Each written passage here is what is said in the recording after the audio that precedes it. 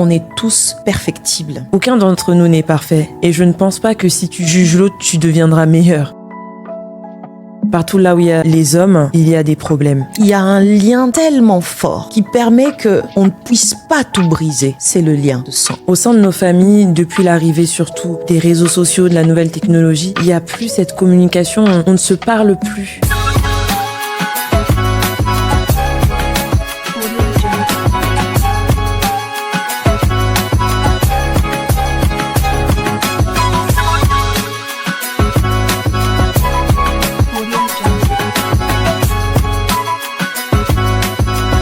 Bienvenue à Soins de Cœur, le chemin vers l'épanouissement personnel. Bienvenue à Soins de Cœur, je suis Clara Loambo, accompagnée de Casey Combe.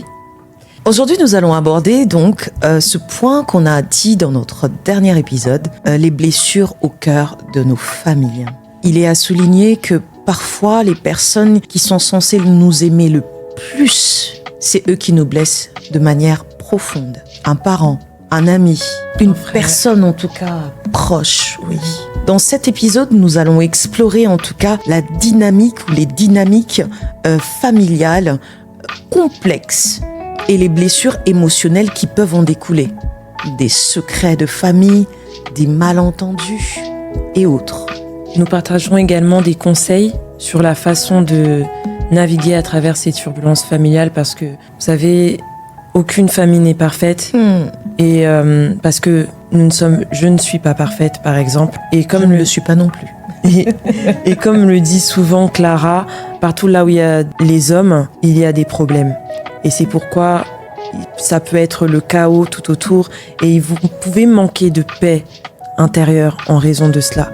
Et nous, on va tenter, parce que comme on l'avait dit à l'épisode précédent, nous ne sommes pas des thérapeutes, nous ne sommes pas des médecins, tenter de vous donner des clés pour aller vers votre guérison. N'hésitez surtout pas, si vous avez des commentaires à faire, à enrichir également ce contenu. N'hésitez pas de l'écrire dans nos commentaires pour qu'on puisse les aborder dans nos futurs épisodes. Aucun d'entre nous, comme le disait Casey, n'est parfait. Je ne le suis pas, comme je l'ai dit. Mais nous aspirons tous à le devenir. Et de ces imperfections, des personnes, en tout cas, pas finies, si je peux dire comme ça, vulgairement, on peut poser des actes qui peuvent causer beaucoup de tort tout autour de nous. Beaucoup.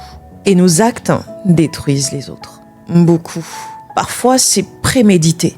Et des fois, non. Mais en fin de compte, ce que j'aime avec la famille, il y a un lien tellement fort qui permet qu'on ne puisse pas tout briser. C'est le lien de sang. Je vais rebondir sur ce que tu dis en utilisant cette métaphore que j'aime utiliser, c'est celle de l'élastique. On prend un élastique, on l'étire et on le relâche. Qu'est-ce qui s'est passé ? L'élastique revient à sa forme initiale. Ça veut simplement dire que la famille, c'est pareil. On peut s'étirer, on peut se crêper le chignon, on peut avoir des désaccords, mais en fin de compte, il y aura toujours ce lien très fort, le sang, qui nous empêchera de nous séparer pour de bon. Malheureusement, malgré le lien du sang, il y a toujours des personnes qui ne se remettent pas ensemble. Mais est-ce que tu peux nous en dire plus ? Bien sûr. Certaines séparations sont même bénéfiques par rapport à rester ensemble. Il n'est donc pas, on ne dira pas que le lien de sang est très dur aussi. Il y a certains cas, en tout cas l'élastique casse. Et c'est inévitable à cause de la profondeur donc des blessures, des désaccords. Comment éviter donc cette question que je nous pose à tous et à Casey ? Comment donc éviter d'arriver au point de non-retour ? Est-ce que tu as cette réponse, Casey ? Je dirais que la communication est le maître mot parce que au sein de nos familles, depuis l'arrivée surtout des réseaux sociaux, de la nouvelle technologie, la communication est devenue comme muette, comme quand on met notre téléphone sur vibreur ou sur mute. C'est pareil en fait. Il y a plus cette communication, on ne se parle plus. On est tous sur nos écrans, rivés sur nos écrans comme ça.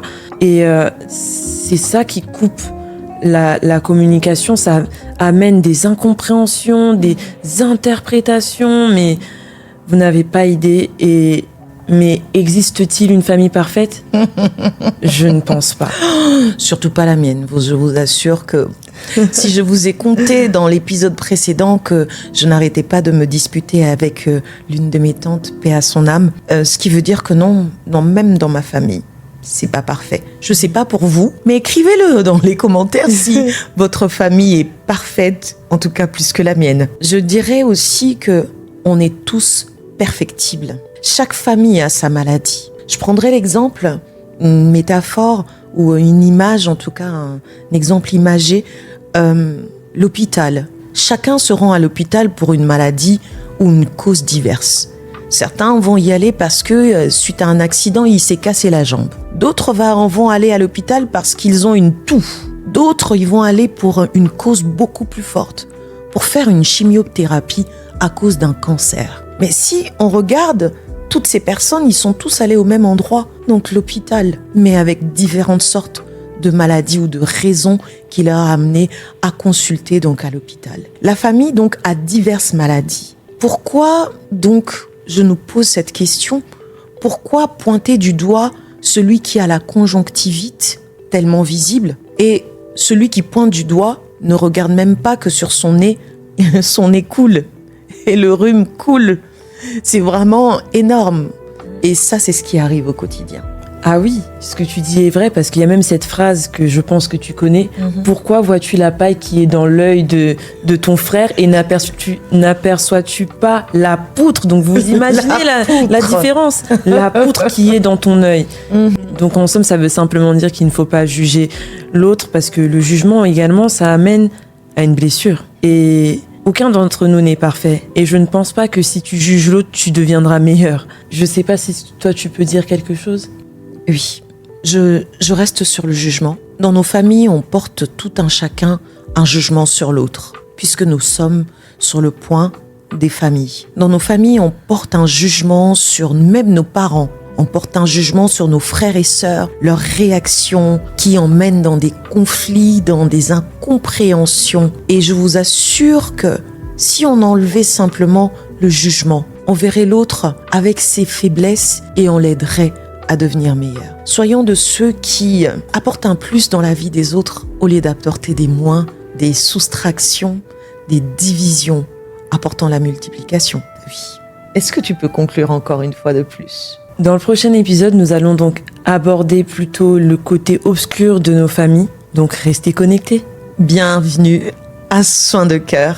Le chemin vers l'épanouissement personnel. À bientôt.